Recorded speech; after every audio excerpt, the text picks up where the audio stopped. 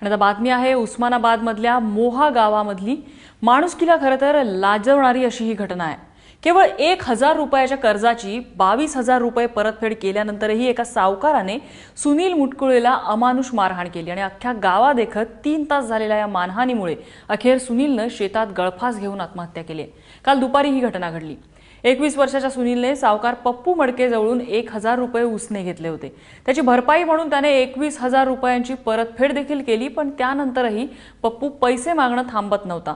त्यामुळे सुनील 2 वर्ष गावातून बाहेर गेला।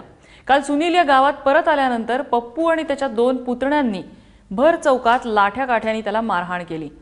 त्याचबरोबर त्याला गटाराचं पाणी देखील पाजलं। या प्रकरणी सुनीलच्या कुटुंबाने तक्रार केल्यानंतर पप्पूसह 3 जणांवर गुन्हा दाखल केलाय, मात्र आरोपी अजूनही फरार आहेत।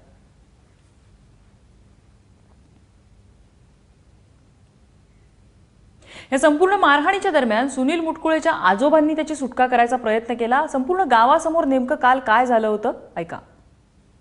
त्यांनी काय केलं, हे बाहेरून आलं तिकडून आणि तिथं आल्यावर ती काहीतरी म्हणला नाही बोलला आणि मग त्याच्यातून म्हणला तू का देत नाही पैसे म्हणून त्याला हे केलं।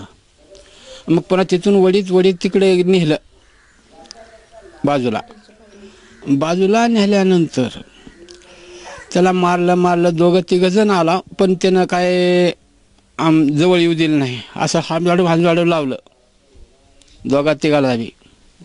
मग पुन्हा म्हणले बाबा कसं करायचं बघा, म्हणला मी असं सांगतोय, मी एवढंच ऐका म्हणलं। काय सांगत होता?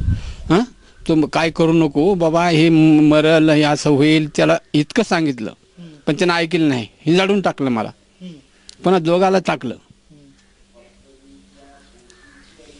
सगळ्या गावासमोर मारत होतं, सगळं गाव बघत होतं। बघत होती माकडासारखी अशी बघत होती समधी बघत होती। हां, आणि आम्ही तितक्याला बाजूला सारून मी मोरी गेलो, मग दुसरा 1 जण आला, तिसरा आला, त्याला 3घाला बी तसंच केलं त्यानं। सगळं गाव त्याला घाबरतं। हां हां, का बरं घाबरतं काय माहिती आता। लोक असे दररोज राहतो, तो रोज बोलतो चालतो, पण आपला व्यवहार सावकार त्याच्या बघानं ते चालू आहे राहते। दुसरं काय।